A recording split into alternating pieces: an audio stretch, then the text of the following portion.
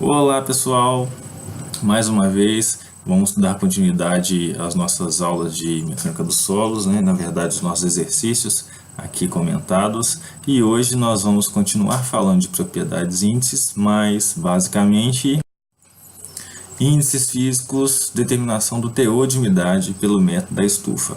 Esse teor de umidade, né, para quem estiver aí cursando a mecânica dos solos, ele não é novidade, porque geralmente, na grande maior parte das faculdades, das universidades, a disciplina de materiais de construção antecede mecânica dos solos, e lá em materiais de construção já se é falado sobre determinação do teor de umidade, né, para agregados miúdos, agregados graúdos, e pelos diferentes métodos, ainda que em laboratório.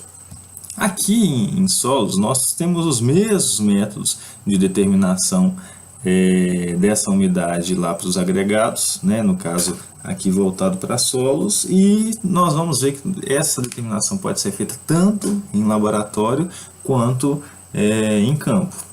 Então nessa aula basicamente a gente vai falar sobre a determinação desse teor de umidade em uma forma de laboratório, né? Quando você vê aí projetos e execução de aterros, né, de rodovias, barragens, dificilmente você vai verificar a presença de uma estufa para essa determinação do teor de umidade. Então vamos lá.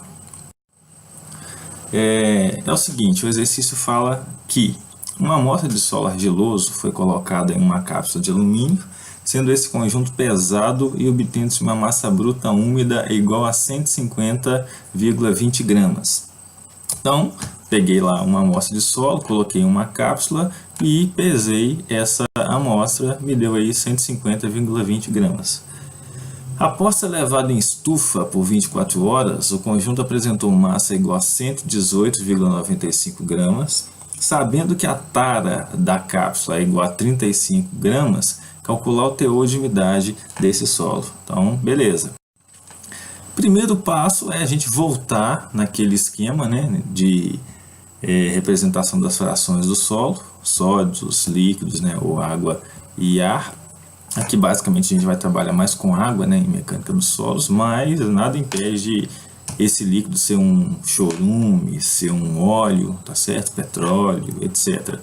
Para esse vídeo a gente simplesmente está trocando em relação ao vídeo anterior o peso por massa, tá ok? Para ficar mais fácil a gente trabalhar aqui com as nossas relações, as nossas equações que virão, para não causar confusão. Então mais uma vez aí a gente vai ter massa dos sólidos, massa da água, né, o nosso MW, a massa do ar como desprezível. Então a massa total dessa amostra vai ser massa dos sólidos mais massa da água, e o volume total vai ser constituído por volume dos grãos ou sólidos mais volume de vazios. Lembre-se sempre desse esquema, tá certo? Ok. Bom, o segundo passo é identificar o que o enunciado nos dá. Então foi falado que a massa bruta úmida é igual a 150,20 gramas. Entenda-se esse termo bruta quando você pesa um conjunto, né, de cápsula mais a sua amostra de solo. Então esse termo bruta refere-se ao peso da cápsula. Então a massa que é pesada, ela tem, né, nesse seu valor do seu peso, da sua massa, a cápsula que é somada, ou a tara, peso da cápsula. Então, pesando lá o solo que estava contido dentro dessa cápsula, mais o peso da cápsula, deu aí 150,20 gramas, né? Um solo úmido. Depois de 24 horas em estufa, então o que acontece? Pesei lá as minhas 150,20 gramas, levei essa amostra para a estufa, e um dia depois, né, 24 horas depois, eu tirei essa amostra. Então o que vai acontecer com a água que estava nos vazios? Ela vai evaporar. Então o que vai sobrar para nós é a nossa massa bruta seca, ou seja, o solo seco mais o peso da cápsula, mais a tara. Então sobrou aí 118,95 gramas, tá certo? Ok. Bom, antes da gente identificar os índices físicos que estão de fato envolvidos nessa questão, vamos só tentar comentar um pouco sobre os índices que a gente vai trabalhar aqui em mecânica dos solos, para vocês já irem acostumando, né, com essas equações, com essas denominações que vão ser importantes ao longo de toda a disciplina aí de mecânica dos solos 1 e vai continuar até o final do estudo da geotecnia, mecânica dos solos 2, barragens, fundações, pavimentação, mecânica das rochas, etc. Então o primeiro que a gente tem aí é o índice de vazios. O que quer dizer o índice de vazios? É a relação entre o volume de vazios da amostra e o volume de grãos, certo? Depois, a porosidade. Porosidade nada mais vai ser do que o volume de vazios da amostra em relação ao volume total e expresso em porcentagem. Então, essa porosidade, observa que é a relação de uma porção, de um volume, que é inferior ao seu volume total. Então, essa porosidade vai variar entre 0 e 100%, ela não vai ser maior do que 100%. Teor de umidade, agora é a relação entre a massa de água da minha amostra e a massa seca, ou a massa dos grãos, e também expressa em porcentagem. Bom, esse teor de umidade pode ser maior do que 100%? Com certeza pode, porque nós estamos relacionando duas fases, né, diferentes aí do solo. Nós estamos relacionando a massa de água com a massa dos grãos. Então, se eu tenho um teor de umidade de 150%, por exemplo, quer dizer que eu tenho 50% de massa a mais de água do que de sólidos, de grãos, certo?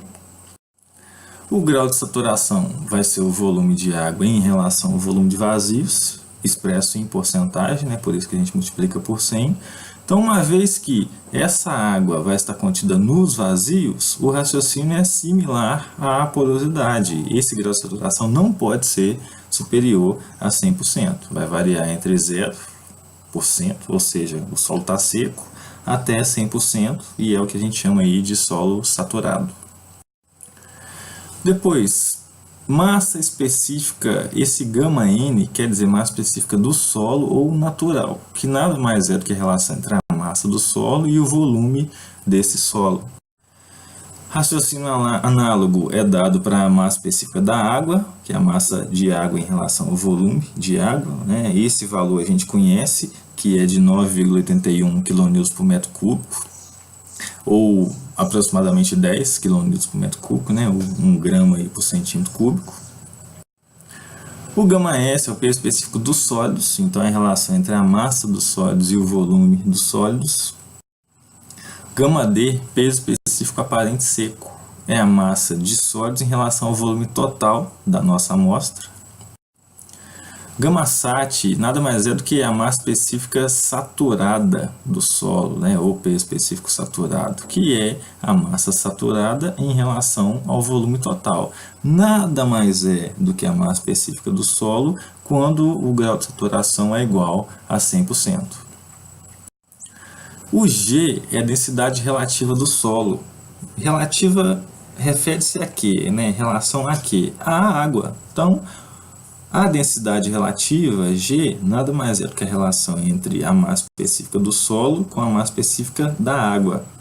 E o GS é a densidade relativa dos grãos, né? Da mesma forma, vai ser massa específica dos grãos sobre massa específica da água.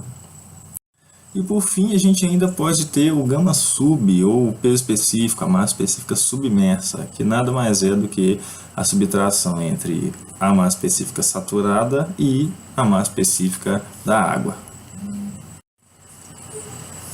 Bom, agora sim, nós vamos trabalhar nesse exercício simplesmente com esse índice físico, né? O teor de umidade, massa de água em relação à massa dos grãos.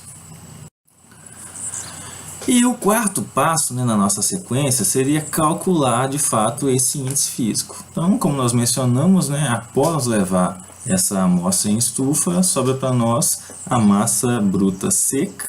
Então, quando eu fizer a subtração entre massa bruta úmida e massa bruta seca, o que vai nos sobrar é a massa da água, né, que é justamente a massa que evaporou nessas 24 horas aí de estufa. Então, trabalhando com massa bruta úmida, massa bruta seca e a tara da cápsula, nós podemos expressar essa relação, que a massa de água sobre a massa dos sólidos vai ser massa bruta úmida menos massa bruta seca sobre a massa bruta seca menos a tara, né, expressando em porcentagem, vezes 100. Mas aí você pode perguntar, Clínio, mas por que a tara está sendo subtraída só no denominador? É fácil.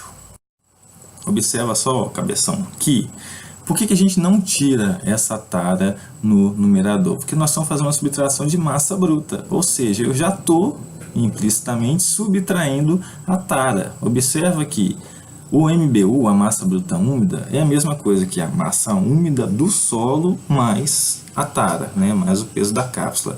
E a massa bruta seca é a massa dos sólidos mais a tara. Então, como está aí entre parênteses, né, nós já estamos subtraindo essa tara implicitamente. Então, o que vai sobrar para nós vai ser, no numerador, a massa úmida menos a massa seca, né, ou dos grãos, sobre essa massa seca aí, tá certo? Essa massa dos grãos. Logo, fica a massa de água sobre a massa dos grãos.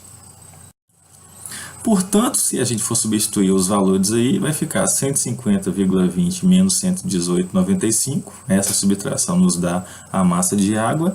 E 118,95 menos 35 é basicamente a nossa massa dos grãos. Peguei a minha massa bruta seca e subtraí da tara. Multiplicando por 100, né, 100%, fica aí para nós o valor de 37,22%. Tá ok? Então, nos próximos vídeos nós vamos começar a trabalhar com deduções de índices físicos e aí a coisa começa a ficar mais interessante. Basicamente, tudo que a gente viu até agora é revisão, tá certo? A revisão aí lá de materiais de construção, né? De esses índices físicos que já são trabalhados lá em materiais. Então, é isso. Grande beijo!